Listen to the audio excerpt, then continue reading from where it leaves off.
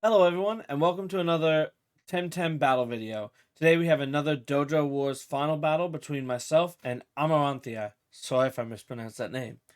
This is the Arbory battle, round 1, and we're going to get right into the pick and ban. This pick and ban's been interesting. The first couple rounds take a very long time, and then the rest go through pretty quickly. So I'm going to just go through my thought process during this. Monko is very difficult for my team to deal with. I have two Earths that don't like the Soul Shout, and just in general, Digi teams are pretty hard for me to deal with, Monko being the hardest one to deal with. So we're going to go ahead and ban that first. Normally, another ban I love to do is hedging. Hedging is just really annoying for me to deal with. But for now, we'll see what happens. So here we want to open up with Loeli, just kind of good into everything they have here. Not too worried about anything he's doing here. So that's basically what we're going to look at here. Looks like they're having the Zalbian, a very good pick overall, just a very versatile pick. Actually does end up opening with the melee Chromion and then hits a Zalbian. Melee Chromion, very difficult for my team to deal with as well. It's basically another Monko. So here's where I'm going to pick the Naga to get that fast mental option in energy manipulation. And I have Synergy, so it should do a bit of extra damage. This is where the pick and ban is going to start picking up. We've used most of our reserve time thinking about the start. He bans away my Volphy, so I instantly ban away the hedging because I want the option to. I don't want to have to deal with it without my Earths. I'm just going to pause here really quick so that we can go over those last couple picks. I pick Hazrat, really good into the rest of his backline. Crushes Ecoish, Amphitheater, and Volphy. Volphy Dust Vortex does do a lot of damage, but I have a bulky Hazrat, and Wastewater does a lot of damage to it. He then picks his Volphy and Mimit, which is just hard for my team to deal with. I follow up with Tolkien and Volcrane, just good into his backline as well, and Sambi doesn't really do much here at all. And he rounds out the pick ban with his Electric Koish. He probably wants it as another option to deal with Naga, but I am sacrificing my Naga turn 1 here. I predict that he is going to E-punch the Naga slot, but I need to kill this Chromion. And this could have went really bad if he swapped out the Chromion, but since Chromion is so aggressive, I predicted he was going to keep it in. So we hit the Emanip, tons of damage. We do lose our Naga, but that's fine. The only thing it needed to do this game is kill the Chromion. Against the backline, it's not very good, and against Zalbian, it's not very good. So we trade on the melee Chromion. Naga did its job.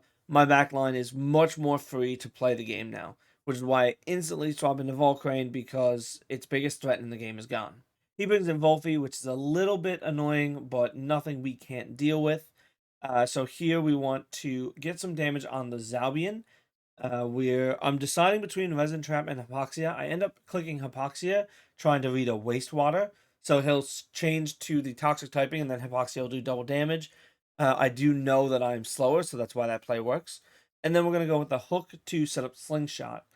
He does double the Volcrane here, which is pretty good for me, all things considered. Volcrane damage is pretty good for me, and the Wastewater would have done a lot of damage to my Loyally, and Loyalty's still really good into the back line, so this staying healthy is great for us. So we got our hook set up, so we have our speed and attack on Volcrane. So this can now go into the back safely and come out later in the battle to try and wreak havoc. Here is where we want to swap in Tolkien because we want to try and get a safe swap in on that. The burn proc on the Volphy will allow that to happen. So there's a pretty safe turn here. I believe we hit Resin Trap with no, so I believe we rested with the Loeli, or we went for another oh no, we did go for the Resin Trap on Zabian to kill. He does Plague into Turbine, which was a huge swing for us. I'm guessing he did that to out-prio the Stone Trench that he predicted was coming.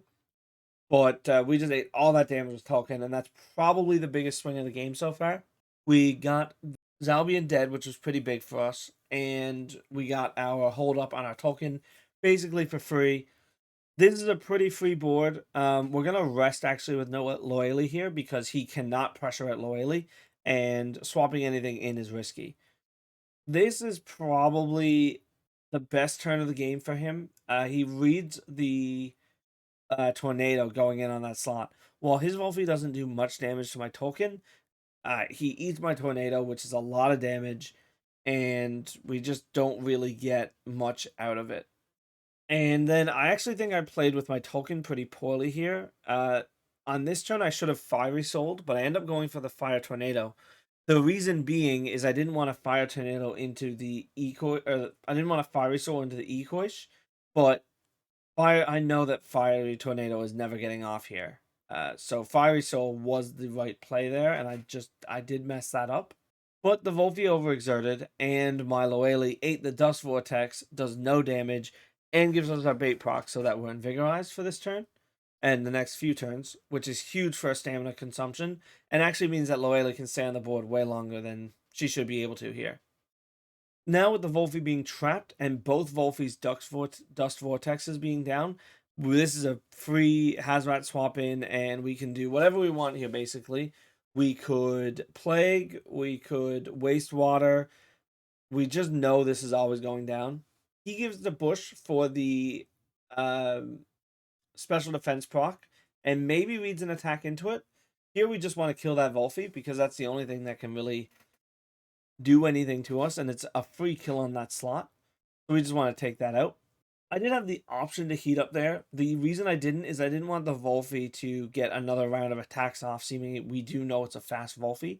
I figured it was just better to kill it. Now with the Ecoish out, we've pretty much won the game here. There's not really much he can do. We resin trap that slot, he can't switch out, and he can't kill my Loeli right now.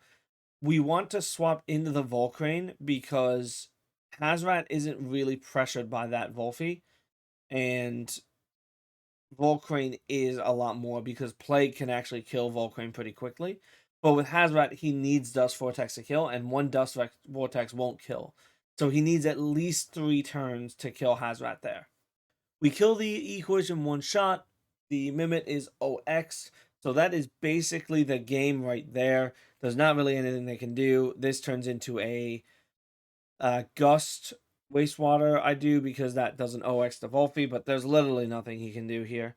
The best he has is a Dust Vortex next turn, but Loeli can't die. I could probably rest for like 5-6 turns, and Loeli still wouldn't be dead, just because it completely walls Volphy. It's probably the best matchup Loeli has in the meta is in the Volphy. So because of this, like, this is a pretty easy win. I mean, Hazrat also just takes this here. I think we played really well from turn 1. Identifying the threats was really important for us. We got the victory here, and I'm just going to pause it there. So thanks everyone for watching. Like I said, this was the Dojo War versus PDX that my club, I'm Gummin, played. I believe this was the Ironberry one. If you watched my battle video with Cherokee, that was the round 2, and this was round 1 of the same war. So I actually did end up going 3-0 on this round, which was awesome for me. I was really happy with that performance.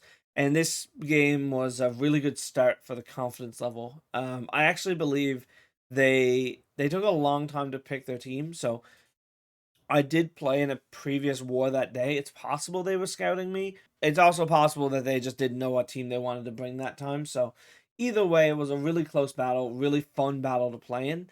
And I mean, Loeli was just the MVP. Loeli didn't leave that slot. Loeli was on the field the whole game. So, definite MVP, and Loeli's just really good right now. I feel it's a bit undervalued, actually. So, yeah.